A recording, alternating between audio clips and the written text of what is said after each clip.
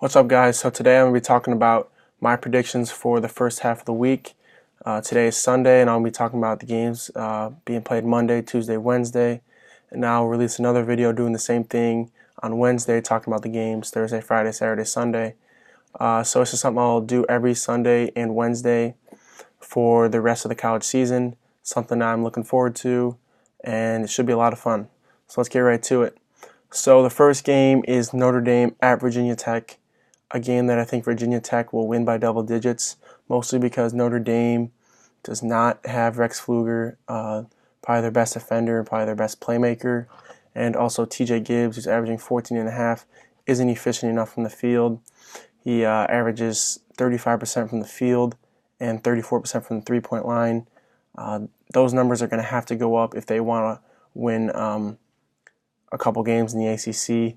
And they also have three freshmen who play a lot of minutes in Dane Goodwin, Prentice Hub, and Nate Laszewski. I just don't think those guys are going to be ready to play against Virginia Tech, a team that has one of the best backcourts in college, and Alexander Walker and Justin Robinson. Also a very old team, a team that has three seniors and one junior in the starting lineup, and they shoot 44% from the three-point line. That's going to be a tough game for Notre Dame to go in there and beat Virginia Tech on the road, which is why I like Virginia Tech by double digits in that one. The next game that I'm really looking forward to is the Marquette versus St. John's game on Tuesday. Marquette's ranked 18th. St. John's is coming off a loss to Seton Hall, but was playing well before that. However, what makes this game really interesting is the matchup between Marcus Howard and Shamorie Ponds. Marcus Howard averages 25 points per game on 43% shooting from three-point range. He can really shoot the ball. Saw him go for 40 in the second half a couple weeks ago. And also Shamorie Ponds averaging 19. He's struggled in the past few games, but I believe we'll see him bounce back against Marquette, which is why I take St. John's in this game, just because they got four guys who score in double digits on St. John's, and they're at home.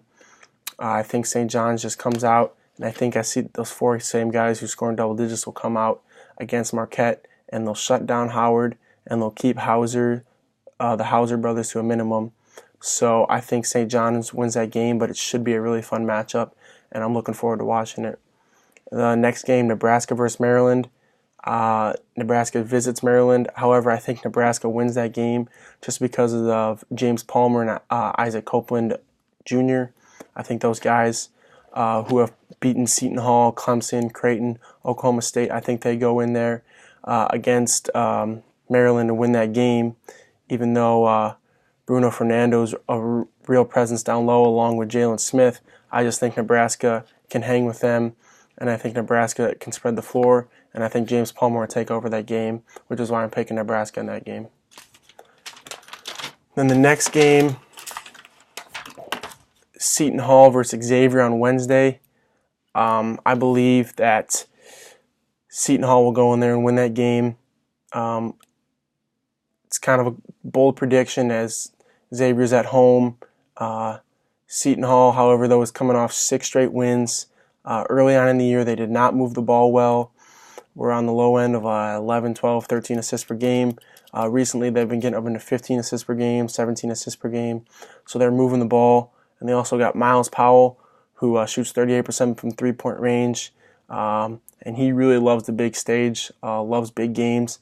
And I think he'll play well on Wednesday. I also have Michael Nazier averaging 10.2 points per game, who's a big guy down low, along with Sandro, who averages 10 points per game. Those guys are good at getting points down low and also spreading the floor for guys like Powell and Quincy Nortright, averaging 9.2 points per game, and then along with Miles Cole averaging 9.2 points per game. So they got a lot of guys who can score the ball. So I think Seton Hall goes in against a struggling Xavier team and gets the win. The thing to watch out for Xavier is their ability to shoot the ball with Paul Scruggs and Ryan Welch. They both shoot the ball above 44% from three-point range. So Seton Hall is something to watch out when they play Xavier, but I think Seton Hall will do a good job of shutting those guys down, and we'll get the win there. And then a Big 12 matchup, Texas Tech visits West Virginia as well on Wednesday. I believe Texas Tech will win this game just because of their efficient defense and the fact that West Virginia is not as effective on offense as they need to be to beat a top 25 team like Texas Tech. Texas Tech also has Jarrett Culver, almost averaging 20 points per game, 45% from three-point range. They got Matt Mooney, who's really helped them, a great defender in him. And I think that West Virginia just doesn't have the firepower on offense. Obviously, they have Asa Ahmad, who averages 13.6, and Conte, who averages 13.6. But West Virginia just can't shoot the ball, and I think Texas Tech will be able to shut them down. And but something to watch out for is West Virginia's ability to turn teams over. Texas Tech struggled against some pressure a couple weeks ago against Duke, so that's something to watch out for. But if Texas Tech can hold on to the ball, I believe that they'll win that game. So the next game, Georgetown versus Butler. Georgetown have a freshman backcourt in Akinjo and McClung, both averaging, well, Akinjo's averaging 14 and McClung's averaging 12. A freshman backcourt on the road, it's tough to get Big East wins on the road, so that's why I like Butler in that game. Butler at home, they got Jordan Tucker now, who has a lot of potential, averaging 8 points per game, but he's only played 4. Tough to adjust mid-season. And they also got Kamar Baldwin averaging 15.6, shooting 41% from the field, which is not great. But they got guys like Paul Jorgensen, who shoots 41% from 3, that picks up those percentages, averaging 14.5 for them. You got Sean McDermott, who scores 10.9 points per game, 42% from 3. So Butler can space it out and shoot the ball, so which is why I like Butler.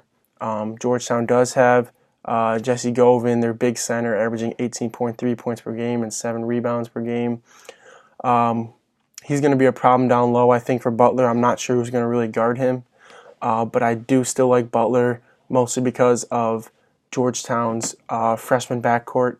So yeah, I like Butler in that game at home. And then the next game, Northwestern versus Michigan State. Michigan State's at home in that game. Northwestern, they don't shoot it particularly well from 3, 34%. Shoot 44% from the field, not a bad percentage. They got Vic Law, who has 18.8 points per game. They got Derek Pardon, who also averages 14 and 8.7 rebounds. So they got a lot of guys down low who can do a lot. But I think that Michigan State is just too efficient on offense. They score 87 points per game. They got Cassius Winston, who's averaging 17.5 and 7.5 assists per game, shooting 45% from 3. And they also got Nick Ward down low, who's going to give them a lot of trouble, averaging 16 points per game. And they also got Langford, a great mid-range player, who's averaging 15 and 40% from three-point range. I just think Michigan State, they're going to be too efficient at home. As a team, they shoot 50% from the field, which is really good. So I just don't think Northwestern's going to be able to stop them on the defensive end. So I think Michigan State wins that game. The next game, DePaul versus Villanova. DePaul got some big guards in the backcourt. They got Max Struss, who's averaging 18.8 points per game, a 6'6 guard, another 6'6 guard, and Eli Kane, averaging 14.2 points per game. I just don't think they can shoot the ball well enough. They shoot 30% from 3 to go into Villanova. I don't think they're going to be able to shoot the ball as well. I think they're going to shoot lower than 30%, which means there's no way they can win that game. Even though Gillespie's out for Villanova, should be out till February, they don't know. I still like Villanova in this game just because of Phil Booth and Eric Pascal, both averaging over 15 points per game.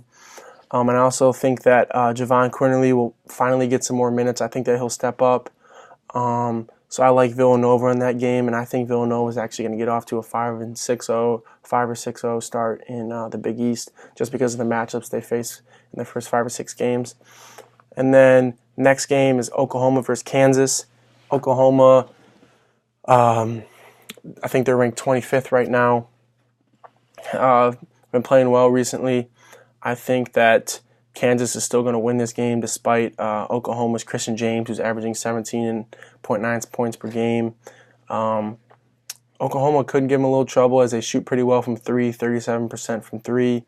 But they do average 14 turnovers per game, and that Kansas team can guard, and that Kansas team is just too efficient on offense. I mean, as Azubuike's back, and they got Dedrick Lawson, those two are a 1-2 punch down low, and they got Quentin Grimes and Devon Dotson who can attack the hoop and make plays, and they got Lagerald Vick who can hit threes, and Kansas is just too tough to beat at home. So that's why I think that Kansas is going to win that game. And then the next game is Texas versus Kansas State. A game that should be a fun matchup. I think Kansas State's going to win that game just because of their experience. They got senior Barry Brown averaging 14, senior Deion Wade averaging 13, Xavier Sneed is a junior averaging 11.5, and they got senior Kemua Stoutis averaging 11.1. So those guys, their top four scorers are seniors. Kansas State's at home. I just don't think that Texas can go in there and get that win, which is why I like Kansas State. Texas could give them trouble, though, as they got Dylan Ozastowski. He's bound to go off some point, only averaging 10.1 points per game this year. He could have a big game, which could be troublesome for Kansas State. And Roach is also able to go off for a big night, but Texas does shoot only 32% from three, which is why I like Kansas State in that game. And then the final game happening Wednesday, not the final game I'm talking about is the Iowa State at Oklahoma State game. Oklahoma State is 6-6 on the year, struggling. Iowa State hasn't had the strongest schedule, but are really scoring the ball well. They got Mario Shayak, who's averaging 20 points per game. Michael Jacobson averaging 15.4. They got two other guys averaging 14 points and higher, so they can really score the ball. They average 17 assists per game. They shoot 35% from three, which is not bad, but they got some big guys in the backcourt. Shayak 6'6", Harton Tucker 6'4". They got Jacobson 6'9" down low. So Iowa State can really rebound the ball too with those big guys like that. They got three guys averaging 6 rebounds or higher. So that's just going to be tough for Oklahoma State, a struggling team. So I think Iowa State's going to win that game. So thanks for watching, guys. If you think any of my predictions are wrong, let me know. Comment below. Let me know. Thanks for watching.